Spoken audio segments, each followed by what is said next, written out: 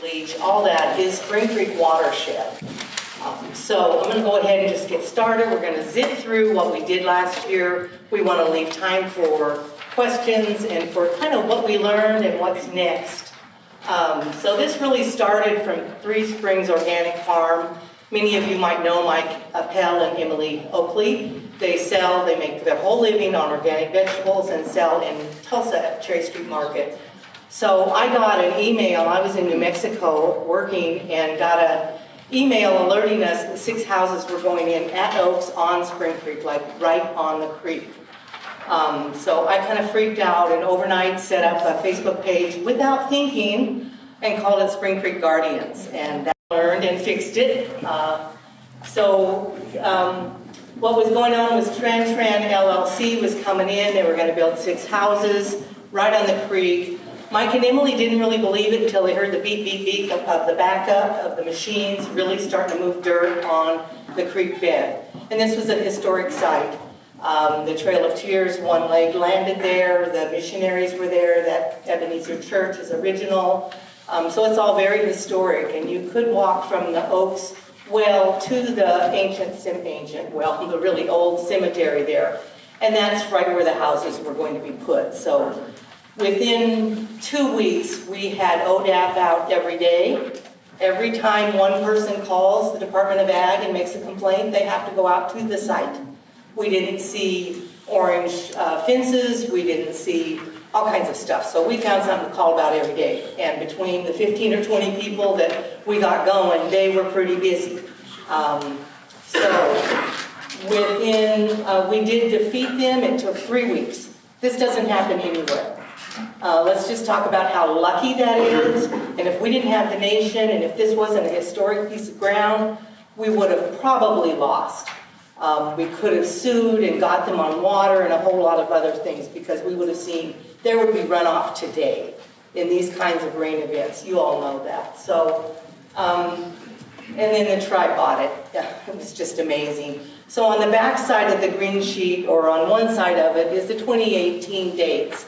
And you can see that it was just a 3-week period from the time of Emily and Mike's email to a letter from David Page, the attorney, to stopping the house. And if your backside is blank, I'm sorry, there's maybe some more. But it was just 3 weeks. It was really a huge push from citizens from all over.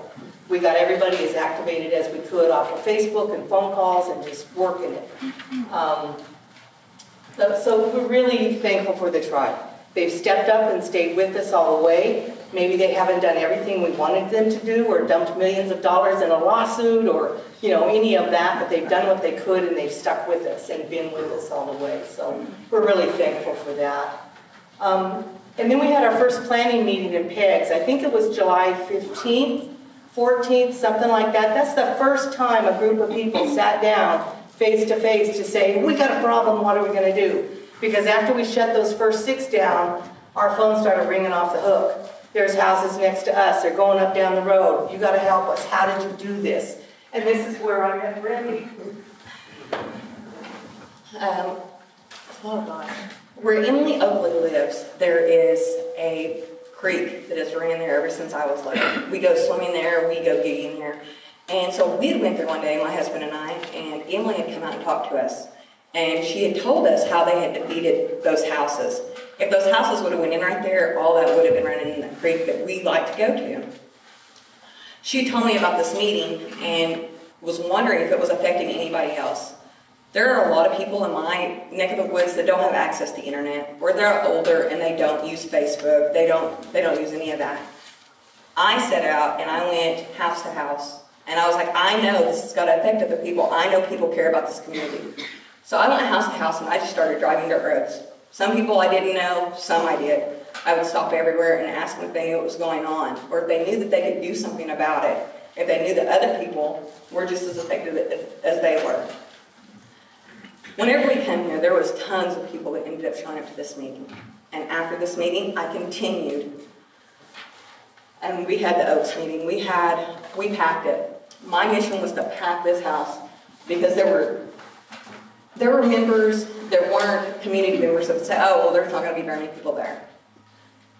I wanted for all let's see, ODEF was there, the water board was there, we had council members there, Cherokee Nation. Cherokee Nation was there. I wanted them, Representative Josh West, who West also was works there for for a Simmons. short time.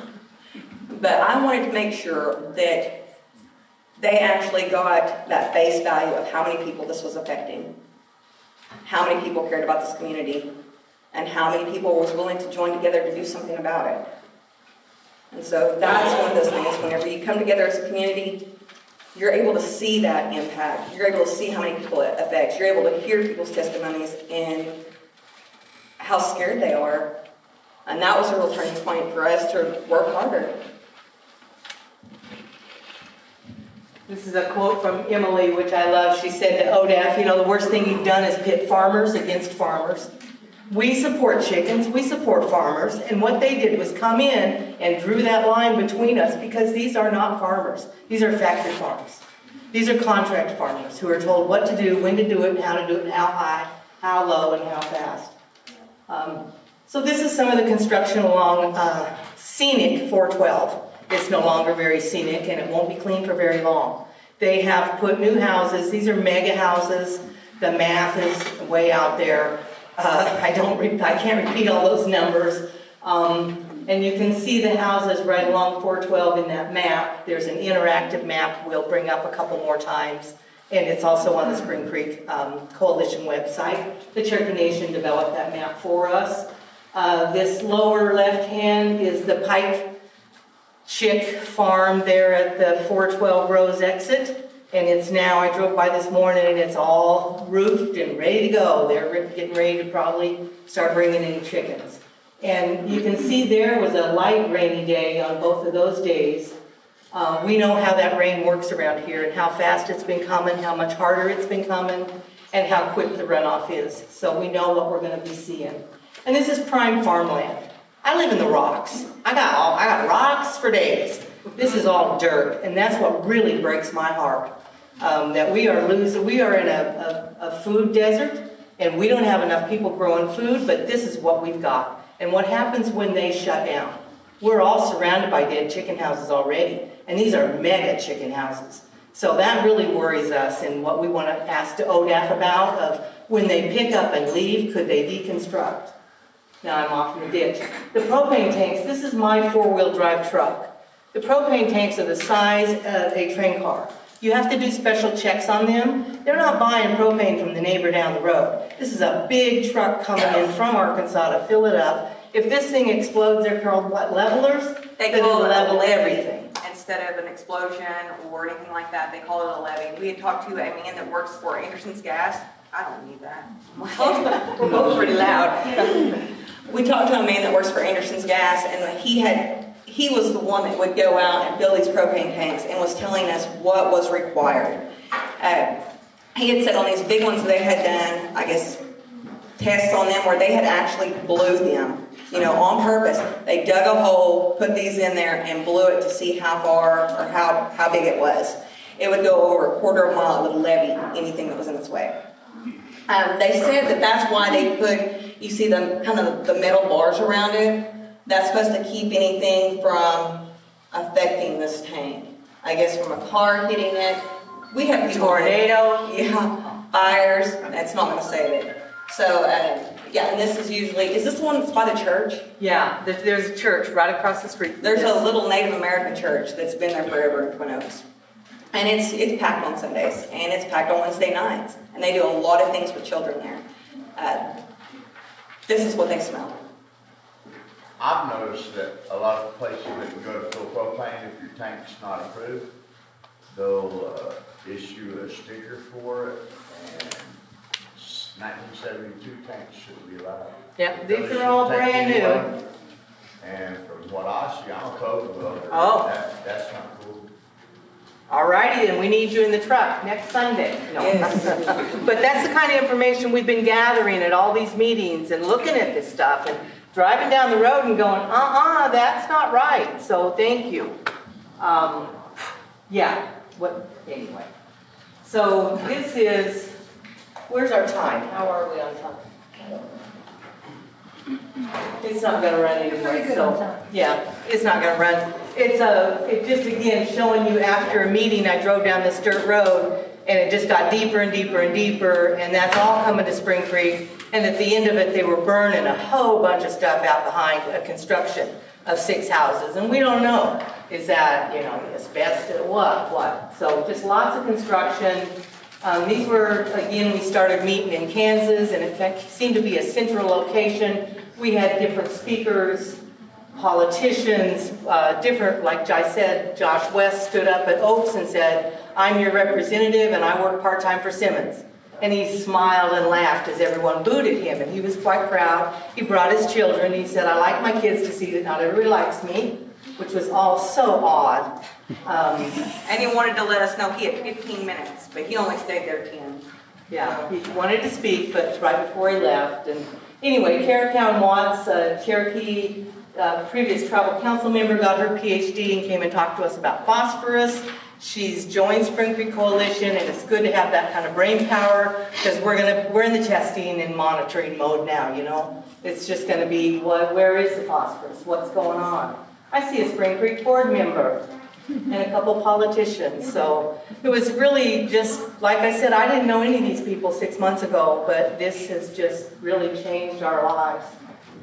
Randy? I started having telephone interviews with news crews and news stations, and they were calling me and they were wanting me to drag them around. A lot of times I did. There were other times I couldn't, so I would call people from my neighborhood that I knew were directly affected. And I had a list of names, and I had what was going on, whether it was their well had been contaminated, their well had gone dry, they had multiple wells that had to be dug, whatever the situation was. So I started connecting the news crews with these people, with my community people, and they were going out and they were doing these interviews. People were running out of water. There was some that their wells were just contaminated, and some were just really scared of what was going to happen whenever they had 48 chicken houses within a mile of their home. Especially down in Chewy, it's really deep in the hollers down there, and it's thick. Again, this larger map is the whole, green was existing, the reds and oranges were all new. The Cherokee Nation has this live, and here's the address to go to. They're updating it. It does not work on a cell phone. You have to be on a computer to look at it, and you can touch each one. It'll tell you, it'll come up with a box that says who the farm is, who the owner is, how many houses, how many chickens. Some of the houses are six houses, and some of them are 12. They all hold about 300,000 chickens unless they're layers. And again, that disease control area. We believe that Simmons has set up their own biological problem along 412 because at almost every section line, you've got 6 to 12 houses. These trusses, everything being built came from Arkansas. None of it came from Oklahoma. The money is not being spent in Oklahoma. This is me just driving along the road. Every time I see a truck, I'm pulling over, taking photos. I just want to say that that's the state line, but all those houses are over in Arkansas too. So the water and everything else that's being drawn is... So what Beth is referring to is this is the state line. We didn't mark Arkansas, but they're over there too. And it's all coming into our water, into the Illinois River too. And again, the trusses are in Conway, Arkansas. That's a 3-hour drive. My husband Googled up and he's like, why are they driving that far? And everything's coming from Arkansas. Oh look, Beth Rooney. She was there with us all along the way, bringing her maps and deep, long information about Spring Creek that was really helpful for folks up on 412 who feel like they don't live on Spring Creek, but they are the Spring Creek watershed. So there's just been so much education going on between neighbors, between folks, between experts and non-experts. Again, there's Senator Shaw. I'm going to let you talk about that. I was busy refereeing, running the front of the room. At this meeting, there were people that were asking questions and giving testimony. There was a gentleman there that stood up and said, my daughter couldn't have her birthday party in our pool because we had feathers and debris in it. We can't have cookouts because whenever we do, there are particles falling in our food. Senator Shaw mentioned that something about trees and something else, and the gentleman said, I challenge you. I challenge you to come and stay at my house. Come stay. Senator Shaw made a joke and said, well, do I have to pay rent? That was his only comment that he said to that gentleman. There are children that can't go out and play. Their allergies are bad. They can't stand the smell. They can't barbecue. We have people that cannot open their windows regardless of what the weather is outside. Does not matter. This was at Chewy. They had contacted us multiple times through our Facebook and asked. Chewy is really bad, guys. They had started a long time ago, and where they're off from the road, you go through there and you think, oh, okay, well there's 12, maybe 24 houses right here where you can see it. You get back off there on that road, and they are every section. I mean, every section. There was, I can't even remember how many, but they're so close to houses that it's... Like one man lived within 50, he had 50 houses around him, and they were getting ready to put in 12 more. And what was the response from Jim Reese? Well, what's 12 more, Brandy? Yes, Really? yes. Oh, I'm sorry. Another gentleman, we constantly get told, oh, well, that doesn't happen. They do not pile litter up and leave it. That doesn't happen. And they do not, they have a certain amount of area that they have to be away from your front door. So they don't build that close. Well, there's a gentleman that has a home down there, and they stacked litter right there. And it was mounted up, and it stayed there for 3 or 4 days. In his house, and he wanted to make sure that I actually got the concept, his windows had that film and those particles on it, where it looked, if you drove a dirt road for a long time, how the back of your window looks, that's how it looked, guys. And that was litter particles. So you can only imagine what they're breathing. They've had wells collapse, they've got dried up wells. 3 or 4 years ago, the air was so bad, they got the Cherokee Nation to bring down an air monitoring machine, and a non-tribal member paid the electricity for a year, but they have never released those reports or facts back to the community. We talked to the Department of Health in Oklahoma, and they said they have no air monitoring machines. So that's a real goal of ours, is to either find some handhelds or some smalls or some science people that maybe care about humans. So we learned a lot down in Chewy. Those folks have neighbors that have been some of the first chicken farmers, and he's like the biggest farmer in the state, and they're fine with that, but it's coming up on your fence. It's all of this, it's too much, too close together. So we had a lot more meetings. This was Representative Mullen had said he would meet with a couple of families in his office. 5 calm families that are being affected, please come to Owasso, blah, blah. And then he started getting, some newspaper and attention. So the day before his meeting, he changed it and said, I'm gonna come to Kansas, I'll be there at 9 a.m. I want y'all to come. So boy, we were on the phone all night, weren't we, Brandy? We packed that place. Give us 5 minutes, go ahead. I dare you. Oh, I'm sorry. This has been the most frustrating fight. They keep lying and moving the goalposts, and I can't stand a liar. I'll fight you toe-to-toe and face-to-face, but don't start lying to me. It'll get dirty. Anyway, and poor Jim Reese, he just doesn't know that his resting bee face is a huge smirk.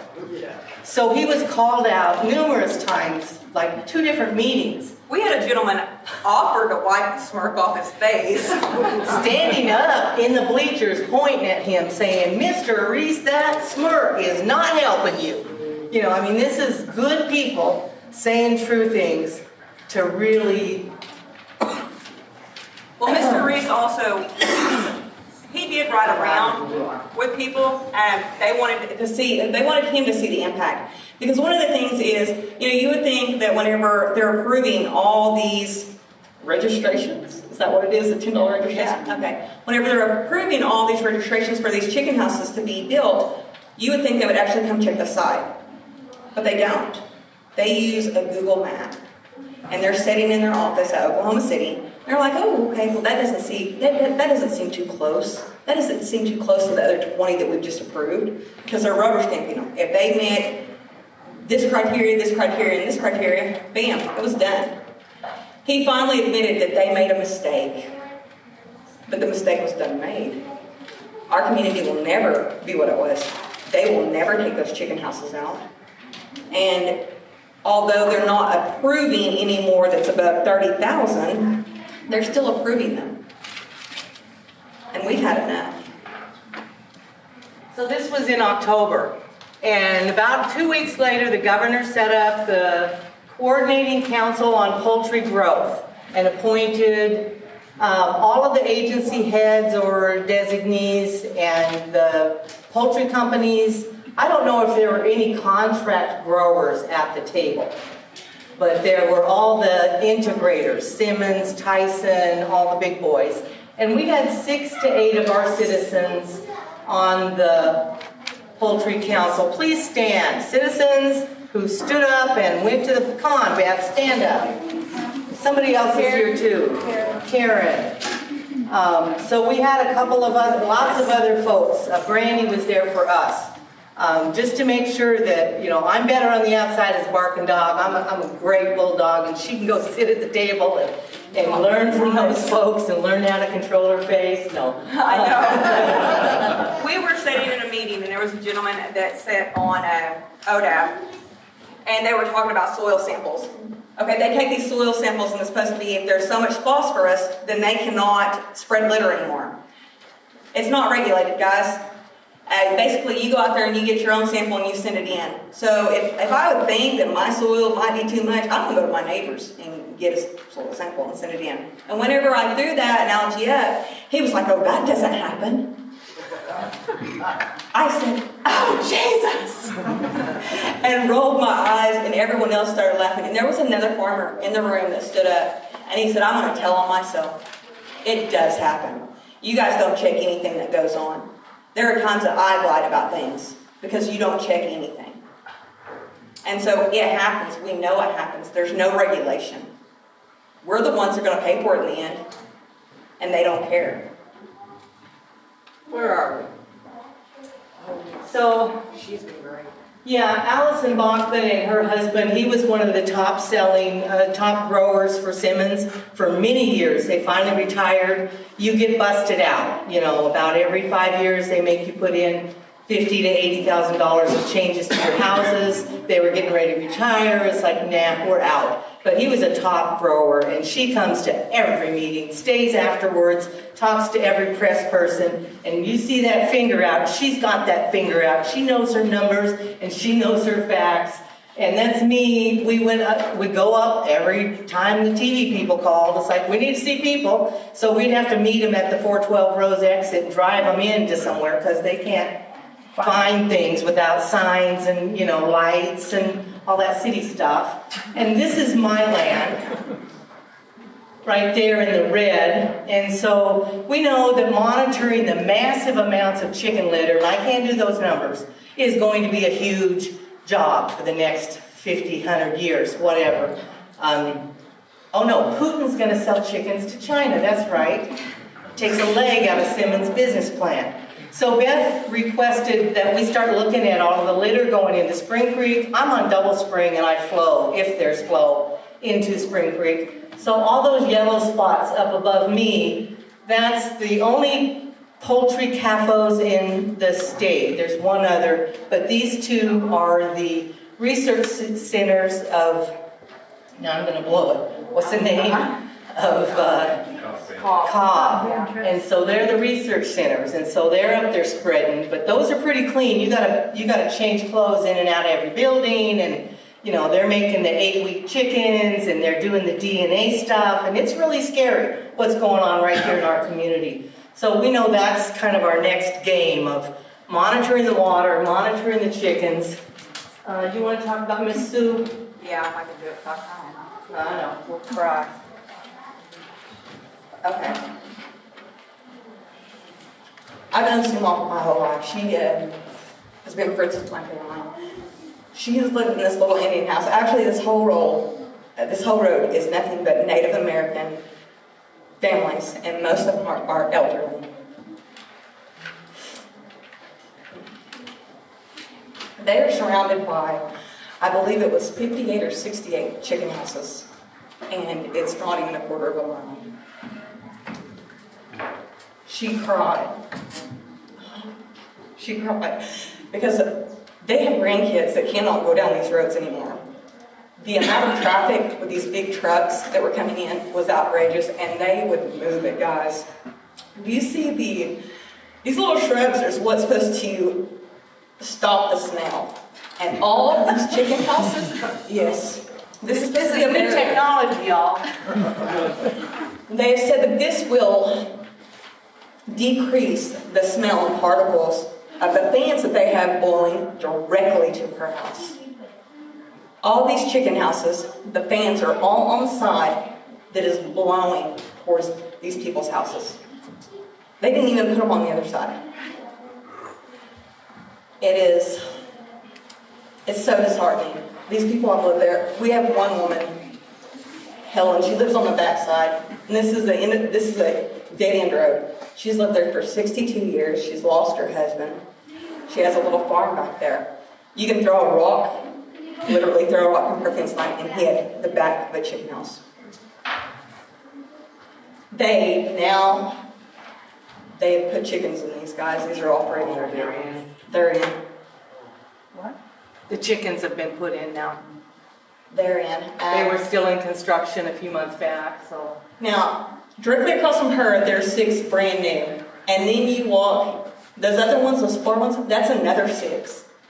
And then if you go down a little bit farther and go to your right, there's another new 6. It's outrageous what they did in this area, and that they were allowed to put that many in this area.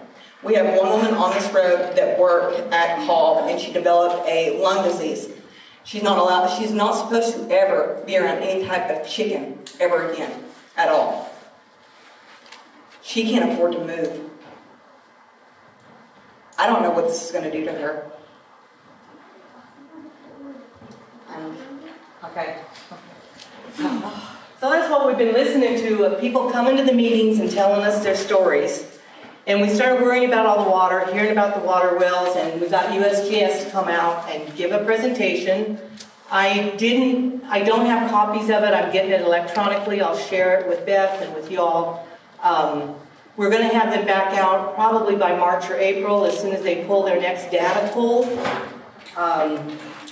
So it's going to take 3 to 4 years to do this testing of the Rubidoo, and they really are only looking at water quantity. So we have Bob Jackman, an independent geologist who's been at almost every meeting, really pushing for water quality as well. We need some really high testing to make sure whatever's coming down out of there, when does it show up, and that we know about it.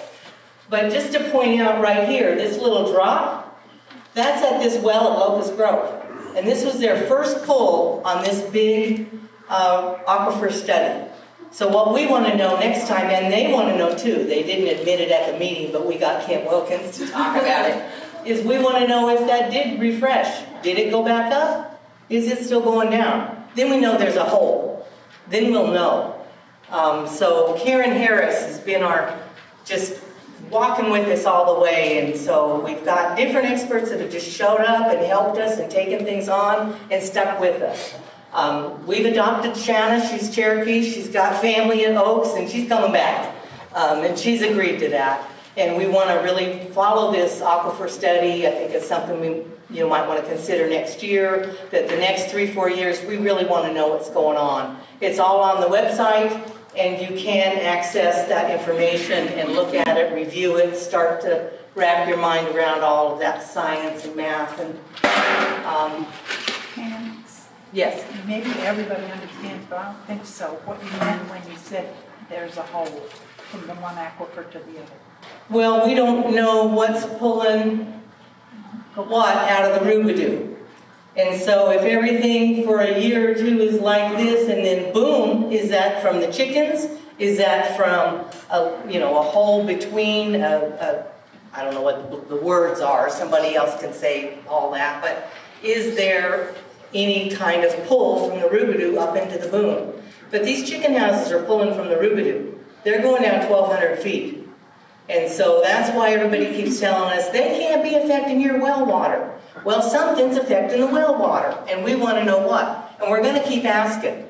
And we might not have the answers, and Senator Shaw and Josh West and Simmons and everybody else can tell us we don't have any science to say they shouldn't be putting in all these wells. They've got 2 wells on almost every one of these farms, and now they're asking for 4. I'd say, show me the science that says you can.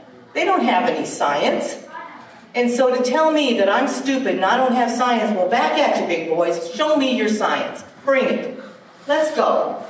And so that's what we want to know from this study. And it's going to take 3 to 4 years. And we don't have that much time. If people's wells really are truly running dry in the Boone, I live on a well. I'll never get county water where I live. You won't either. Oh, I live well. And your well's contaminated. I haven't checked mine, I'm afraid to, but I don't live next door to it all. Anyway, so please, we'll put out the call for when we're having them back, and you can come and listen to them, get their files, and I'm going to start to speed up here. So there's just a lot of science and math and stuff I don't know anything about, but we're learning as fast as we can, and we've got interpreters.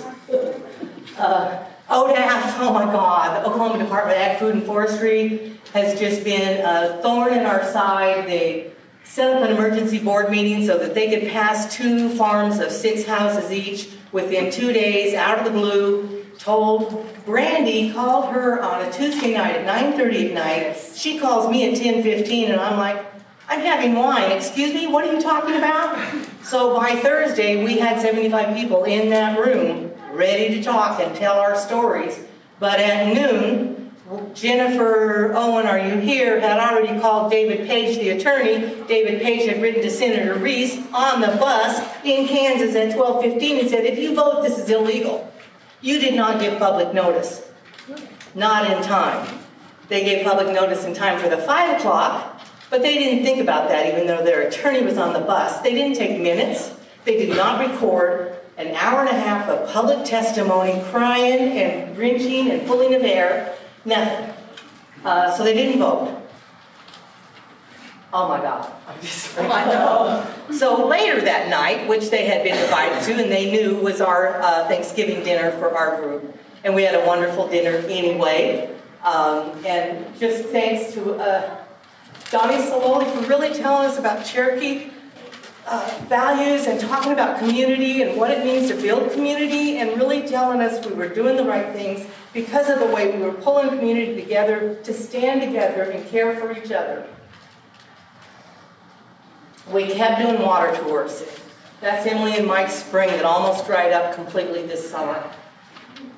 We reviewed water applications of 22. 5 of them were negligent. We're working with Oklahoma Water Resources Board now on that. Ken came out and did a water well presentation just to talk to people about their wells. He'll be back, and he brought OSU. So the resources are continuing to show up for us. The Frontier, the Muskogee Phoenix, the Tulsa World, just amazing news coverage, have done things like this grid, have gone through every registration and said, okay, Delaware County's at the top. That's that red line. They've gone through and looked at all the numbers of chickens and litter, and it's just been incredible. This is Adair County, lowest life expectancy in the United States. Stillwell is downstream from all of this on the Arkansas side and the coal-fired plant that's right across the Arkansas border. And again, the yellow is the litter that's already being put up along 412. I came in at midnight on a 42-degree night, and that ammonia will just hit you because they're spreading it. Those houses are empty, but they're spreading that litter. So we stopped 12 houses on 2 different farms. That's huge. We've got to celebrate that victory, even though it feels like we didn't do anything but make ourselves crazy for 6-8 months. But for these kids, this is the little girl whose birthday was canceled this summer. She can't go outside and play at all at her house. So we're not stopping.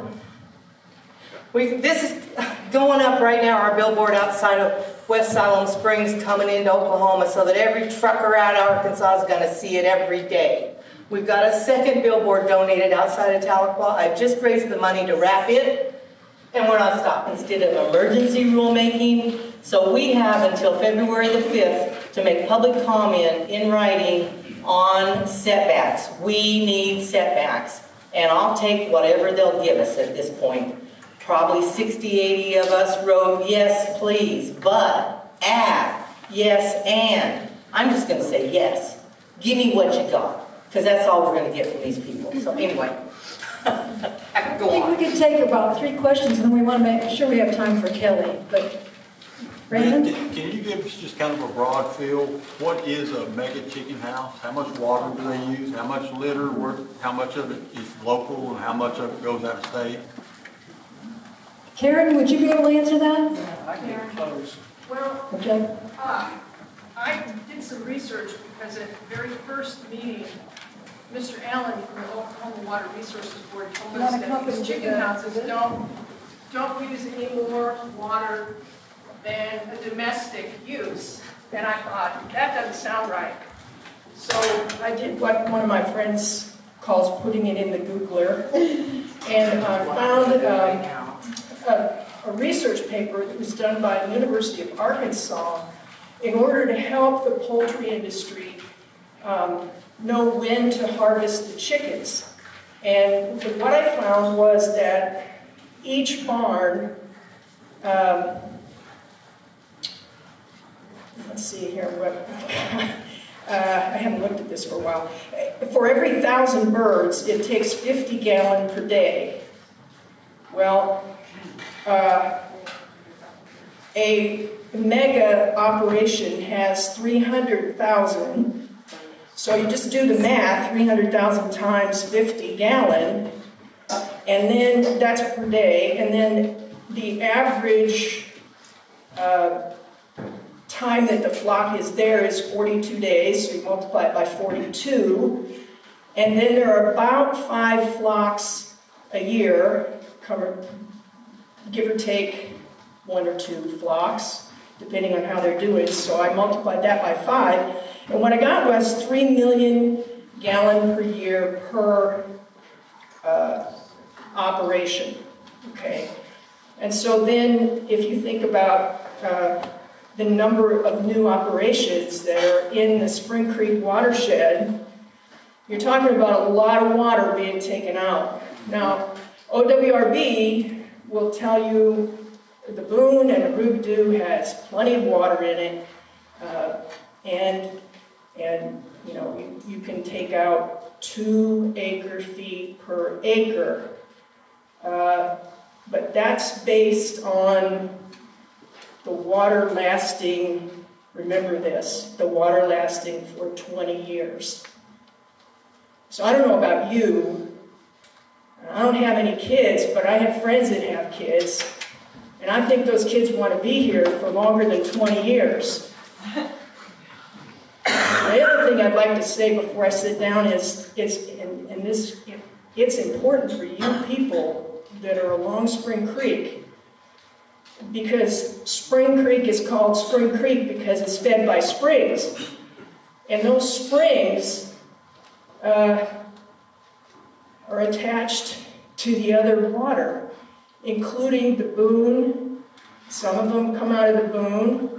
And some places, even though the Rubidoux is under the Boone quite a ways, there are some places where the Rubidoux outcrops and the springs come out of the Rubidoux. So, if, like that one graph that was shown, where the water dropped from the well, and you can look at Mike and Emily's spring, if they're taking a bunch of water out of the Boone and the Rubidoux, some of those springs are going to start to dry up, and the Spring Creek that we all know and love and want to protect is going to be in trouble. So I'm talking on my phone. I found the numbers. 66 by 600 is the mega house, and they're big. Just drive up next to one. And here we have the 42 new farm applications, 213 new houses in the last year. Yes, ma'am. My husband and Andrew and I just purchased a property on Spring Creek, and we live in Tulsa, and we're so excited to be a part of this. What you two have accomplished, and all of you, is really amazing. But one of the things I was thinking about is there a way to magnify your voice? Because I think there are people outside of living here that care about what's happening in your environment. And I started thinking just about ideas such as, what are you doing social media-wise? I went on the Simmons site this morning, and their values are putting people first, acting with integrity, and taking responsibility. And I looked a little bit, and they supply chickens to KFC, Popeyes, and have you guys thought about putting out some sort of social media? Go to KFC's Facebook page, tweet that they're buying chickens that are polluting this environment and creating all kinds of problems, because they don't want to hear that. They don't want to hear that, and I think that is just an avenue that you should think about exploring. And we're ready to have you lead that committee, no. We think we're ready. We've not been oppositional. We have not been attacking. All of the new applicants are from Vietnam. They're Vietnamese. We're trying to keep race out of this, but they're being screwed. They're being taken down the street by Simmons and Tyson. In 5 years, they'll be bankrupt. Is that part of the, if you invest $500 million, you get citizenship then? I am not sure. We have heard rumors. I will not speak that way, but we have not. We're thinking about buying a chicken suit. There's going to be a lot of new stuff happening this year. We thought about talking to PETA and letting them take them on nationally and internationally. We're ready for the fight, whatever. There's so much we want to get out, and I don't want to short our next speaker. So hopefully we'll have more time for questions and answers after at the end. But I did want to give I've got a book for both Brandy and Pam as thank yous from the Spring Creek Coalition about the Trail of Tears and the rebuilding of the Cherokee Nation afterwards. Thank you so much for what you've been doing.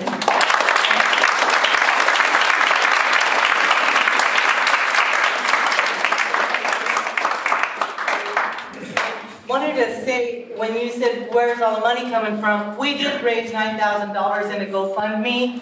The Spring Creek Coalition held that for us. We bought the billboard for a year, and we've taken a little bit of money for ourselves and for a lot of the supplies and meetings. And so you all inadvertently have helped us. Thank you all very much.